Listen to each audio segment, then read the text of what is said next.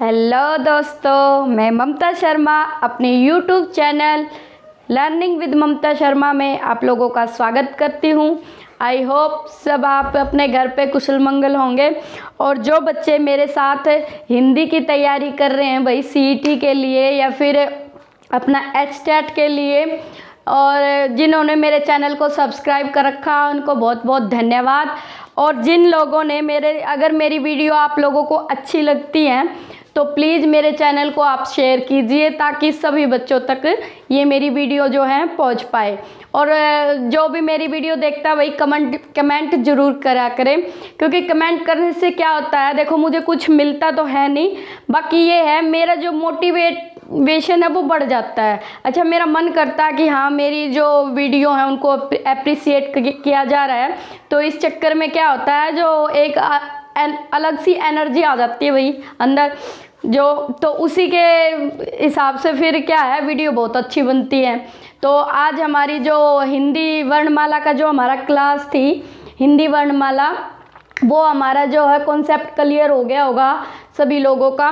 तो उससे हमारे कम से कम 5 या 7 जो नंबर हैं वो आते ही आते हैं, है ना, वर्णमाला के टॉपिक से, एच टेट सी टेट के रिगार्डिंग या यूपी टेट, कोई भी टेट हुआ भाई। अच्छा, तो आज हमारी क्लास जो है हिंदी की, सामान्य हिंदी की, वो क्लास नंबर 6 है।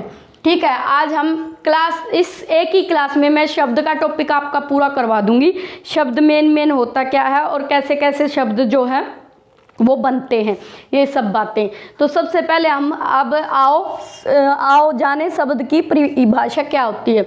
तो शब्द की परिभाषा आप क्या लिखोगे, देखो वर्ण आप लोगों ने जान लिया था। वर्ण क्या होते हैं भाई, वे छोटी से छोटी ध्वनि जिसके और टुकड़े ना उसके, है ना, वो वर्ण होते हैं ना। तो वर्णों से ही शब्द बनते हैं, तो इसलिए मैंने पहले आपको वर्ण का कॉन्सेप्ट क्लियर करवाया था। अब देखो, एक या एक से अधिक वर्णों के सार्थक समूह को शब्द कहते हैं। किसी को लिखना हो या किसी को स्क्रीनशॉट लेना हो इसका तो ले लीजिए। ये शब्द जो है शब्द से रिलेटेड जितनी भी बातें हैं इसमें सारी शॉर्ट फॉर्म में मैंने आपको बता दी हैं और समझा दूंगी मैं डिटेल से, इसमें मैंने लिख रखा है।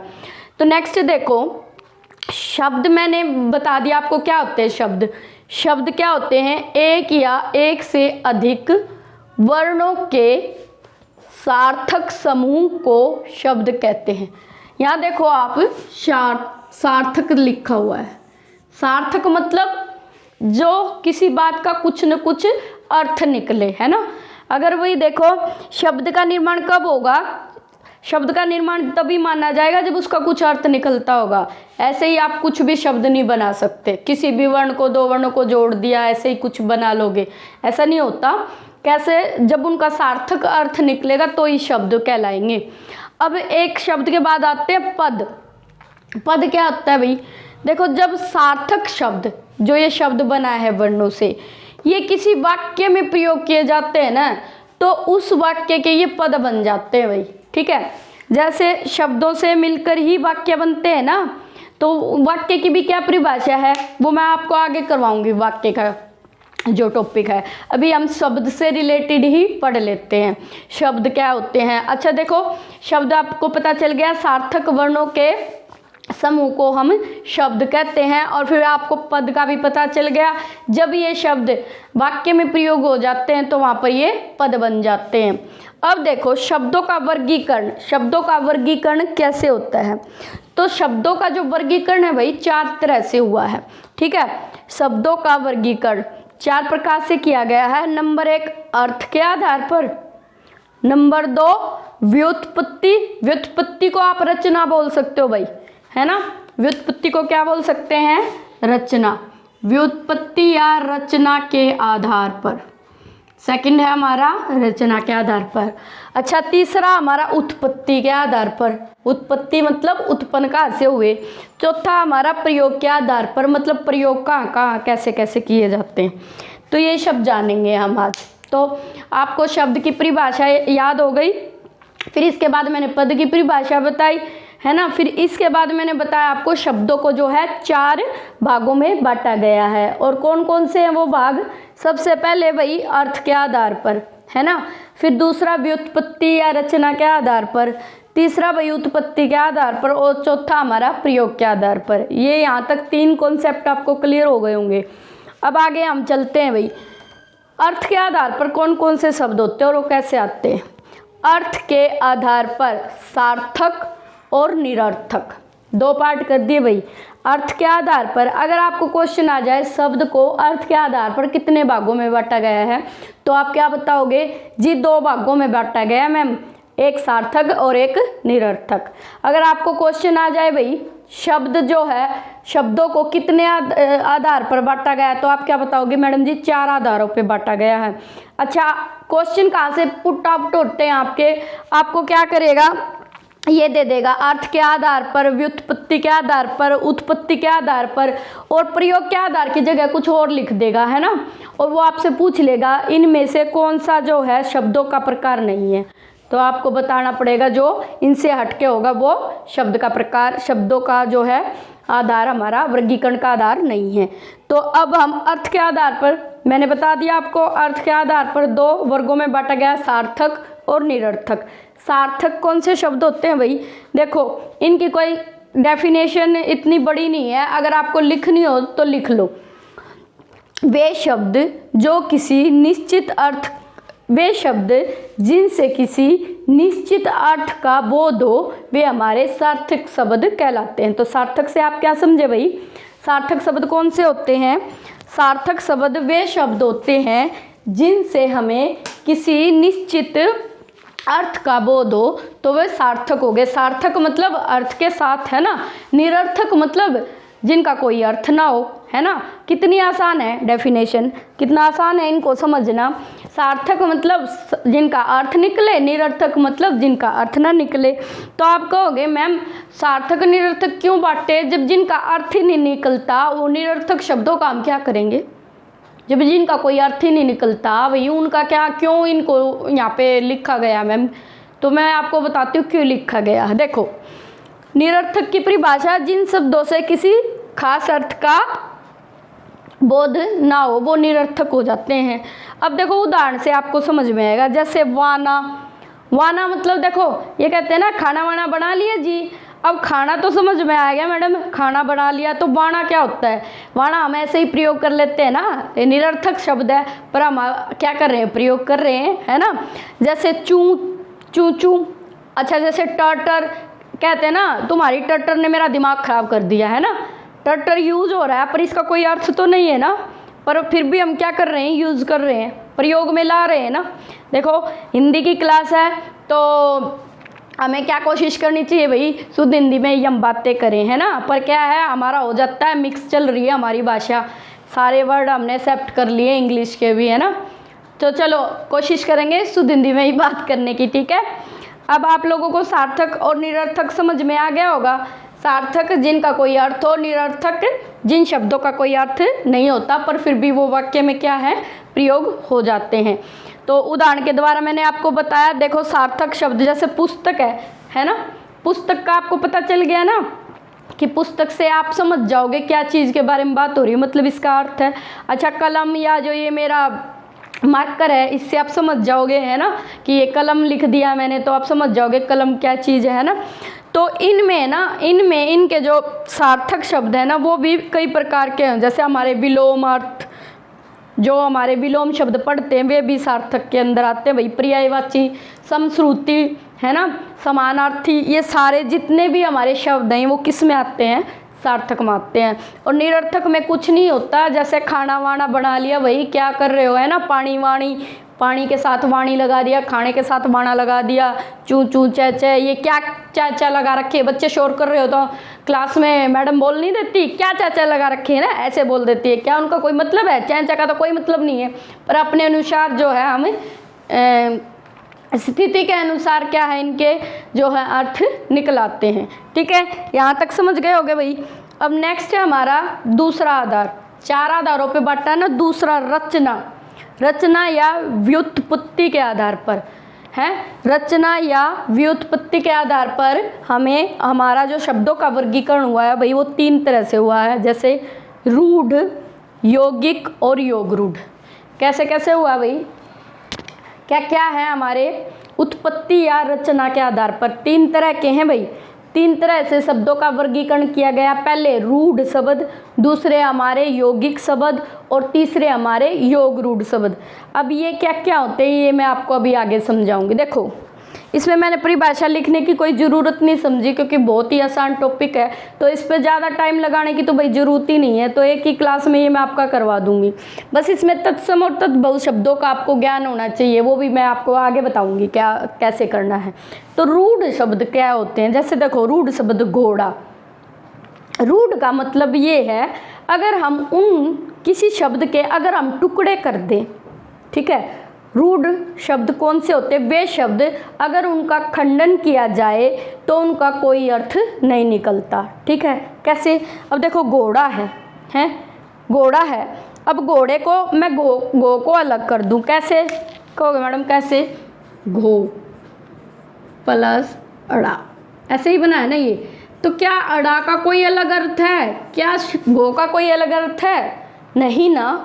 इस तरह से बहुत सारे शब्द हैं भाई जिनको हम टुकड़े कर दे तो उनका कोई अर्थ नहीं निकलता। तो ये रूढ़ शब्द है भाई, ये तो जब मिल जाएगा ना, घोड़ा बन जाएगा, तभी एक इसका अर्थ निकलेगा। तो घोड़ा क्या है हमारा भाई, रूढ़ शब्द है। समझ गए होंगे आप। नेक्स्ट चलो आगे, यौगिक शब्द।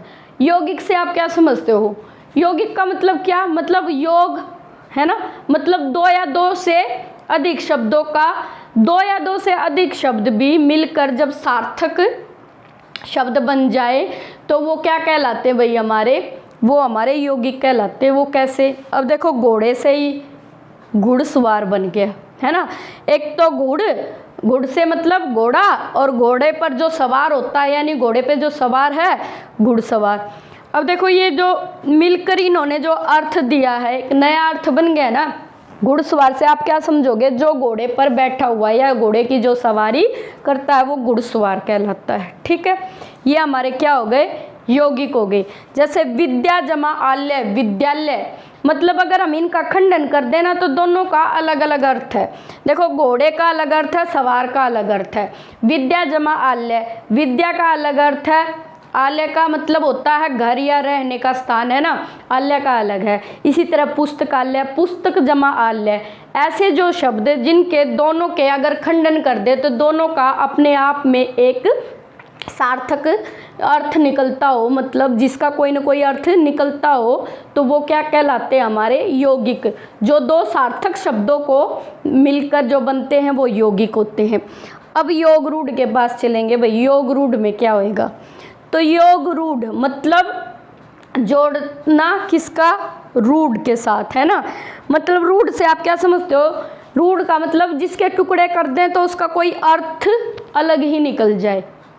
और योग क्यों लगा दिया कि भी 2 सार्थक शब्दों के योग से बना है। सार्थक कैसे, जैसे 10 जमा आनंद, 10 आनंद किससे बना है भाई, 10 जमा आनंद, 10 का भी एक अर्थ है। 10 का क्या अर्थ है, काउंटिंग, आप समझ गए, गिनती 10 तक। आनंद मतलब होता है भाई मुख, मतलब 10 मुख वाला है ना। 10 मुख वाला कौन है भाई, किसके लिए यहाँ पे यूज हो रहा है, 10 आनंद रावण के लिए यहाँ यूज हो रहा है। तो 10 आनंद मतलब 10 है आनंद, जिसके कौन है, वो रावण है। तो रावण योग रूढ़ बन गया ना ये। अगर इसका अर्थ रावण से निकला है तो ये योग रूढ़ शब्द बन गया। योग रूढ़ में भाई दशानन आ जाता है, पीताम्बर आ जाता है। पीताम्बर मतलब श्री कृष्ण भगवान पीले वस्त्र पहनने वाला। पीतम जमा अंबर, पीतम का मतलब होता है पीला, अंबर का मतलब होता है वस्त्र। तो पीले वस्त्र धारण करने वाले कौन, भगवान श्री कृष्ण ने, या फिर आप भगवान नारायण भी कह सकते हो, उन्हीं के ये रूप है। तो ये जो बहुव्रीहि समास के जो हमारे जितने वर्ड रहते हैं इसी में आते हैं, त्रिलोकी, त्रिलोचन है ना। तो ये मैं आपको बहुव्रीहि समास जब करवाऊंगी जब अच्छे से समझ में आ जाएगा, है ना। तो आप यहाँ से इतना ही समझ लिए, 10 है आनंद, जिसके मतलब रावण की बात हो रही है, ना कि किसी 10 मुख वाले आदमी की बात हो रही है। तो रावण यहाँ पे क्या है, एक योग रूढ़ शब्द है। तो आपको मैं आशा करती हूँ आपको ये चीज़ें समझ में आ गई होंगी, रूढ़ कौन से होते हैं, यौगिक कौन से होते हैं और योग रूढ़ कौन से होते हैं, ठीक है। रूढ़ शब्द वे होते हैं जिनका खंडन कर दें तो उनके टुकड़ों का कोई अर्थ नहीं निकलता। यौगिक वो होते हैं जो सार्थक दो शब्दों से मिलकर बनता है, जैसे घुड़सवार हो गया, बहुत सारे हैं ऐसे शब्द। और दशानन योग रूढ़ कैसे हो गया भाई, जो रावण के लिए यूज हुआ है दशानन, तो ये दशानन हमारा क्या हो गया, योग रूढ़ हो गया। इसमें बहुत सारे वर्ड हैं, इनकी प्रैक्टिस अगर आप बोलोगे कमेंट में कर देना कि मैम इनकी प्रैक्टिस करवाओ, तो मैं शब्दों को लिख लिख के इस पे भाई बोर्ड पे इतने ज़्यादा शब्द मैं लिख नहीं सकती, तो मैं अगर आप कमेंट करोगे तो मैं बुक से आपको करवा दूँगी, या बुक से अपने नोट जो मैंने बनाए हुए हैं उनसे, ठीक है। अब जो मेन जो हमारा आता है ना कॉन्सेप्ट, जो पेपर में हमारे मेन आते हैं ना, वो यहीं से क्वेश्चन आते हैं उत्पत्ति के आधार पर। उत्पत्ति कहाँ से हुई भाई, कहाँ से उत्पन्न हुए ये शब्द। उत्पत्ति के आधार पर ना शब्दों को भाई 4 भागों में बांटा गया। तो उत्पत्ति के आधार पर शब्दों को कितने भागों में बांटा गया भाई, 4 भागों में। कौन कौन से, तत्सम, तद्भव, देशज और विदेशी, है ना। ये बड़े आसान टॉपिक हैं, बहुत ही आसानी से आपको कवर हो जाएगा, ये इसमें इतना ज़्यादा कुछ नहीं, थोड़ा सा समझ लो, थोड़ी सी सेंस अपनी जो है आप यूज़ कर लो, जब तभी हो जाएंगे। ये जो हमारा तीसरा प्रकार है भाई उत्पत्ति के आधार पर, तत्सम, तत्सम, तत् का मतलब होता है उसके, सम का मतलब समान, उसके समान। किसके समान भाई, देखो मैंने वर्णमाला में आप लोगों को बताया था जितने हमारे वर्ण हैं वो संस्कृत भाषा से लिए गए हैं। तो जो हमारे संस्कृत के शब्द हैं वो भी तो हिंदी के बने हैं ना, तो जो भी हमारे संस्कृत के जितने भी शब्द हैं तो वो किस में आएंगे, तत्सम में आएंगे। आप याद कर लेना, तत्सम, है ना, लग भी रहा है ना संस्कृत जैसा, तत्सम। तो अग्नि हो गया, ग्रह हो गया, अश्रु हो गया, तो ये बहुत सारे शब्द हैं, इनकी जो आपको प्रैक्टिस करने की जरूरत पड़ेगी, इनको आपको देखना पड़ेगा। हमेशा क्वेश्चन कहाँ से आता है, तत्सम और तद्भव से क्वेश्चन आता है कि कौन सा शब्द तत्सम है, कौन सा तत्सम इनमें से नहीं है। 4 शब्द आपको दे देगा और पूछ लेगा बता दो इनमें से कौन सा, मान लो यही दे दे आपको, अग्नि, ग्रह, अश्रु है, और इनमें से एक आपको दे दे इनमें से कोई घर, तो आपको पूछेगा इसमें से तत्सम कौन सा नहीं है, तो आपको बताना है घर, है ना। इस तरह से क्वेश्चन देगा। तो तद्भव मतलब, अब जो संस्कृत के हमारे शब्द हैं, अग्नि का जैसे आग हो गया तो ये क्या बन गया भाई, तद्भव बन गया। ग्रह का जैसे घर हो गया तो ये क्या बन गया भाई, तद्भव बन गया। तत्सम से तद्भव बन गया। क्यों बन गया, ये हिंदी के शब्द हैं, ये संस्कृत के शब्द हैं। जो शब्द संस्कृत के यूं प्रयोग में लाए जाए वो तत्सम होते हैं, और जो शब्द जिनका थोड़ा सा रूप बदल दिया जाता है वो हिंदी में प्रयुक्त किए जाते हैं। जैसे अश्रु से आंसू बन गया, ग्रह से घर बन गया, है ना, कर्म से काम बन गया, बहुत सारे शब्द हैं, बहुत ज़्यादा। तो ये तत्सम तद्भव जो है ये आपको सीखने की ज़रूरत है, और इनकी जो है प्रैक्टिस आपको करनी पड़ेगी। इनमें कुछ नहीं है, संस्कृत के शब्द आपको अलग से ही पता चल जाएगा। देखो अलग से अग्नि है, अलग से ही पता चल रहा है, आग क्या है, तद्भव है मैडम। ग्रह क्या है, देखो री की मात्रा मिलेगी ज़्यादातर संस्कृत शब्दों में, घर, है ना। अश्रु, ये जो हमारे संयुक्त वर्ण मैंने आपको करवाए थे ये ज़्यादातर हमारे किस में मिलेंगे, तत्सम शब्दों में मिलेंगे। आंसू, है ना। अब जैसे क्षेत्र, क्षेत्र का तत्सम हो गया क्षेत्र, तो है ना, क्षेत्र का खेत बना दिया, खेत क्या हो गया भाई, तद्भव हो गया, ठीक है। फिर इसके 2 पार्ट और हैं, देशज और विदेशी, ठीक है। देशज कौन से होते हैं, जैसे कुछ शब्द हमारी हरियाणवी भाषा से ले लिए, है ना, हिंदी ने, कुछ हमारे अंग्रेजी भाषा से, जो शब्द देशज शब्द कौन से होते हैं, जैसे गाड़ी, खुरपा, पैसा, जो हमारी हिंदी भाषा है ना, और जितनी इसकी बोलियाँ, मैंने आपको बोलियाँ भी करवाई हैं और उपभाषाएँ भी करवाई हैं। अगर हमारी हिंदी भाषा कुछ शब्द जो बोलियों से ग्रहण ले लेती है ना, उनको देशज बोलते हैं। मतलब है तो ये अपने ही देश के, अपनी बोलियों से लिए गए हैं, है ना, गाड़ी, खुरपा, पैसा, तो ये क्या हो गए, हमारे देशज शब्द हो गए, जो हमारी हिंदी की भाषा में प्रयुक्त हो गए। ये देशज शब्द ना तो भाई संस्कृत के हैं कि इनको तद्भव रूप लिया गया, और ये ऐसे के ऐसे क्या कर लिया है, अपनी बोलियों से हमने उठा लिए और यूज कर लिए। अब देखो विदेशी शब्द, विदेशी शब्द कौन कौन से होते हैं, जो भाई दूसरी भाषाओं से हमने अपने हिंदी भाषा में जो हम प्रयोग करने लगे हैं दूसरी भाषाओं से जो शब्द, वो हमारे क्या कहलाते हैं, विदेशी शब्द कहलाते हैं। जैसे देखो स्कूल अंग्रेजी का शब्द है ना, हमेशा यूज़ करते हैं हम स्कूल हिंदी में भी। अमीर, अमीर भाई अरबी का शब्द है, ये भी बहुत ज़्यादा यूज़ करते हैं।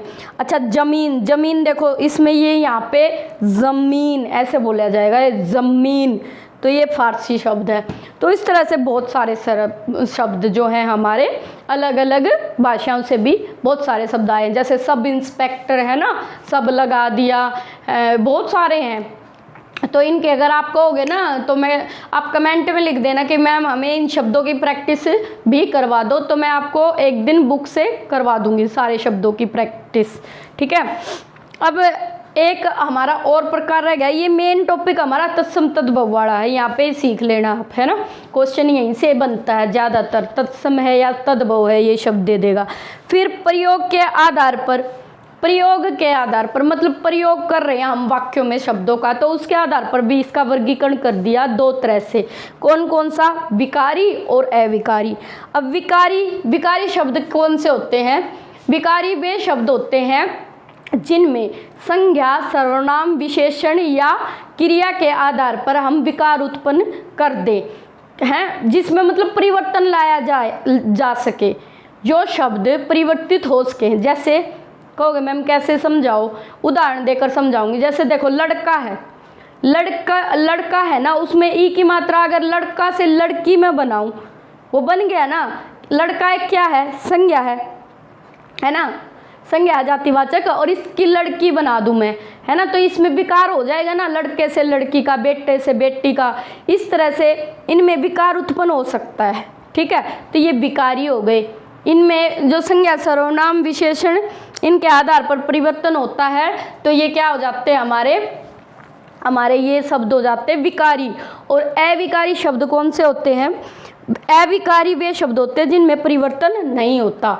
अब ये भी समझाऊंगी मैं आपको कैसे नहीं होता। जैसे क्रिया विशेषण ले लो, क्रिया विशेषण क्या होता है, जैसे वह धीरे धीरे चल रहा है। या फिर मैं आपको बता दूं, हम अपना एग्जाम्पल ले लेते हैं कि ममता मैडम धीरे धीरे पढ़ा रही हैं, ठीक है, ममता मैडम धीरे धीरे पढ़ा रही हैं, तो मैंने ये आपको बता दिया। अब धीरे धीरे क्या है हमारा, धीरे धीरे जो हमारा क्रिया विशेषण है, और ये धीरे धीरे क्या है, अविकारी शब्द है। अब देखो ममता की जगह आप क्या लिख लो, अशोक लिख लो, प्रमोद लिख लो, कुछ भी लिख लो, प्रमोद धीरे धीरे पढ़ा रहा है। देखो धीरे धीरे में कोई बदलाव नहीं आया ना, क्रिया में तो हो जाता है, जैसे पढ़ा रहा है तो पढ़ा रही है, ये हो गया परिवर्तन, पर देखो धीरे धीरे में कोई नहीं हुआ। तो इस तरह से विकारी और अविकारी शब्दों का क्या है, प्रयोग किया जाता है। तो मैं आशा करती हूँ भाई आप लोगों को ये क्लास मेरी जो है अच्छे से समझ में आ गई होगी। और अगर आप लोग मुझे जो है कुछ इसके आप बताना चाहते हो, जो मैंने कहा है कि आपको इसके प्रैक्टिस सेट चाहिए, तो आप कमेंट कर दीजिएगा, क्योंकि मेरे पास नोटबुक भी है, मैं कल उसमें से आपको प्रैक्टिस करवा दूंगी इन शब्दों की, सभी शब्दों की, तत्सम तद्भव कितने सारे शब्द होते हैं, ठीक है। और वही कुछ ना समझ में आए तो भी कमेंट कर दीजिएगा, ठीक है। मैं आपको ना अपनी तरफ से 100% दे रही हूँ भाई, आप लोग भी मुझे सपोर्ट करें और मेरे चैनल को जो है शेयर करें, ताकि ज़्यादा से ज़्यादा मैं वीडियो जो है बनाऊँ और मोटिवेट मैं होती रहूँ, ठीक है। थैंक यू, धन्यवाद।